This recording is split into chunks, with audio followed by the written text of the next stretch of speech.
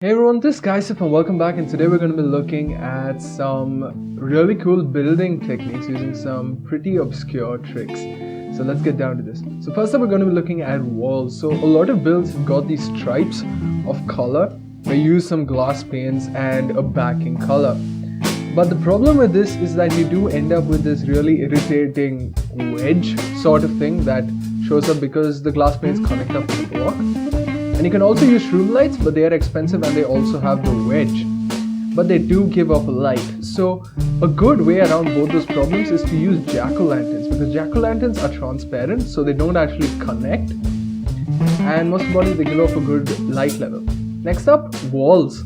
Now walls are sort of a half slab type of texture, and they are pretty flat after the recent updates. But in case you wanted a tiny bit more detail, you can place blocks behind them so that it gives a tiny bit of a wedge-like feel. This is more visible in stuff like cobblestone. And more importantly, you can actually have torches behind them, or torches or lantern blocks, just to provide a bit of lighting, because once again, they're transparent. Okay, next up we've got some roofs or floor textures. This is using waterlogged stairs. If you go from a height, you can see that you've got a really cool effect with the striped blue texture. Next up we've got bone blocks. Now bone blocks, once again, and basalt as well, from far apart give a really cool crosshatch feature. Makes it look like they're actually thinner. Next up we've got workstations. Now workstations have got a lot of purpose in the game, but they're also really useful for normal building. So let's look at some of the ways you can use it. So we've got smithing tables. From the top look like a really rusty or worn out metal surface. Unfortunately it's not direction dependent, so yeah. Next up we got the blast furnace. Blast furnaces make a really cool stone type texture, and because they're striated and direction dependent, it gives a really cool crosshatch feature. Smokers are really cool with that corner wood texture.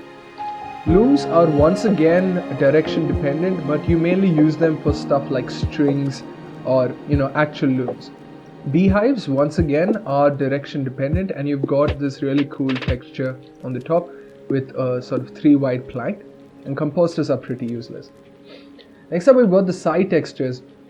Here we've got the blast furnace. From this end doesn't look too cool, but from the other side it does, along with the furnace.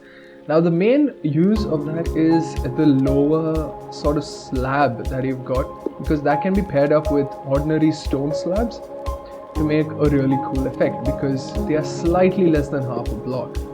Smokers, bit more of an organic with wood feel, but looms can be used as an alternative to bricks. Which is really useful because bricks are pretty tricky to get. Next up we got the cartography table, which has got this vertical plank design on all the sides except for that one, which is a bit of a problem. But you might think it's very close to the dark oak, but it actually is slightly different. It's slightly lighter, also because it's got a border, but more importantly because it's got vertical stripes instead of horizontal like the dark oak. So once again you can make this really cool crosshatch feature. Beehives, once again, slightly lighter brick like texture, and composters are really useful for railings and stuff. Next up, for using these as roofs, the smithing table's got a really nice tile texture. Blast furnaces got the same texture top and bottom.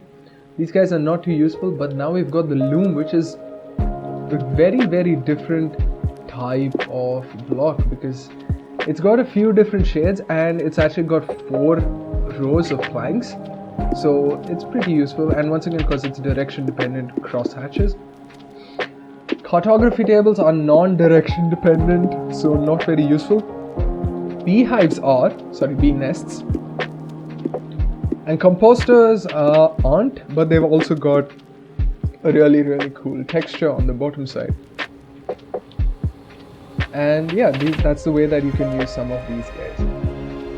Okay, next up we're going to use some of the container blocks, such as the composters and the cauldrons. Now composters can be half filled, but if they're fully filled they get this really cool white marble texture. it can be used in coordination with some other wooden blocks. Except we got the cauldron, which really matches up with the hopper, so you can use them for chandeliers. But using the container properties, you can actually fill them up with water. We're using blast furnaces on the side, sort of match up the color. And if you go out far enough, it looks like a blue block with a metal casing almost.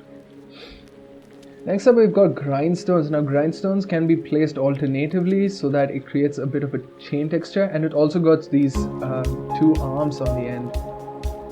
Okay, now we are looking at a pretty mystical block. This is the headless piston. As you can see, it's slightly more than half a block and less than a full block.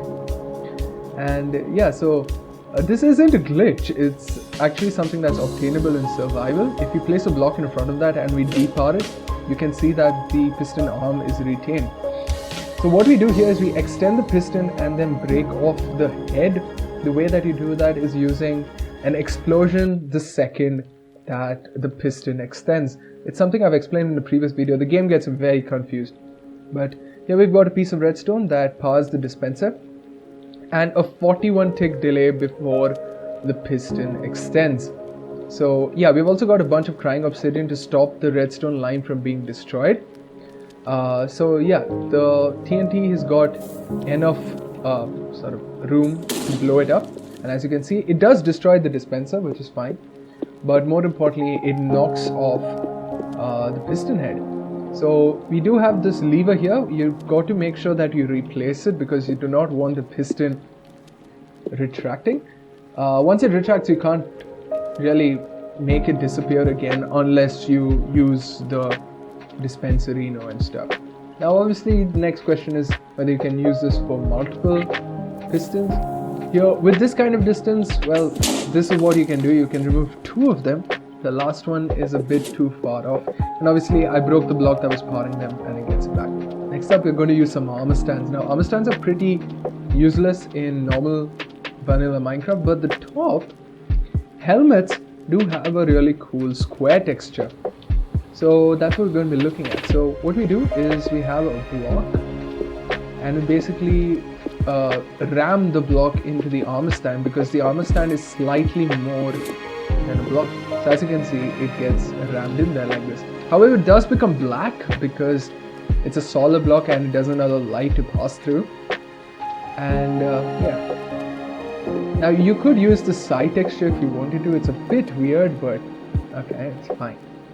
So the obvious alternative to this is to use half slabs because they're transparent, so it allows the light to pass through. So we put half slabs below and half slabs up top. Here we've got an iron helmet, which is a nice thing, and a diamond helmet, which I guess gives a sort of feeling of pebbles, if you will. You could use netherite if you're a creative builder. Don't use this in survival. The main problem with this is the fact that the helmets for some reason are slow paced. So anyways guys, thanks for watching this news guide. See you later.